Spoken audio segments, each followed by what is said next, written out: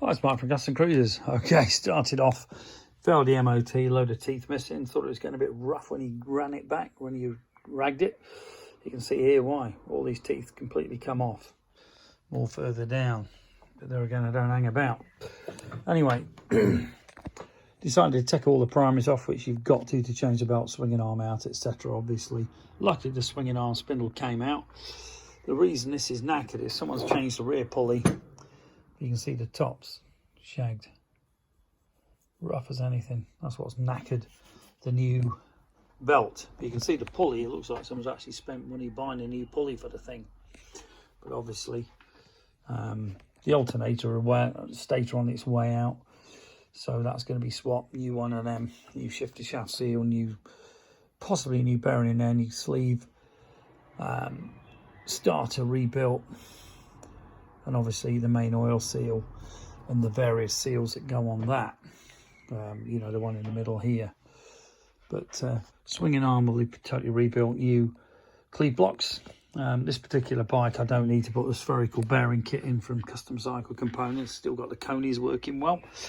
But you can see these bikes pretty cool. The old FXR is one hell of a cool bike. I do love this bike.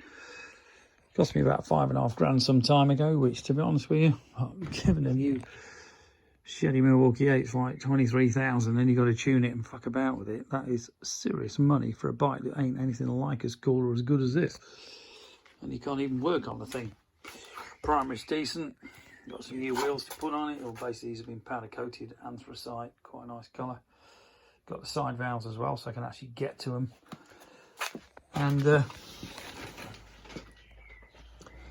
you know, the old wheel's not bad. It's got the billet 6 going on, which are mega brakes. This brake's actually better than the 2 original single discs. I might well put another disc billet 6 on the other side, because on the FXR it's only got to get a different fork lower leg. So obviously that is possible. Excuse me, it's been a long weekend. Primary's good. Most likely change the compensator shaft. Taking the Jim's tool, or this is an equivalent, to take the sleeve off the tranny. Okay, so we're going to put a proper bearing on that as opposed to the original thing where the bearing actually is part of the primary case and the sleeve for the bearings there. This is the thing you can take off with that tool. Okay, so this comes off. You can fit a double seal bearing on there. But do love the FXR. It's got 5 of them now. Good investment as well. But very cool bikes, handled beautifully, frame built by Eric Buell, so you can imagine the handling. And I love this old fat bob kick up rear fender, you know, which you don't see on many of the modern bikes at all. I think a Dyna S or whatever this new Softail thing is without twin shocks is about the only bike that's got it on. But if you want any Evo parts, FXRs, shovel, that is the sort of bikes we really prefer. Give us a call. You can see here another bike I got here. This is my old Triumph T120R. This is a 71. Okay. Beautiful looking thing, or it will be when it's done. Conical hubs. Got the old brakes going on. This may well be up for sale if someone wants a nice cheap Bonnie. Coming from America. I even got an oil pressure gauge on.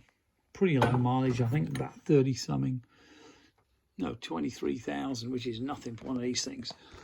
But it was a bike I bought, but I think with my knees at the moment, kicking it over is going to be a real pain in the ass.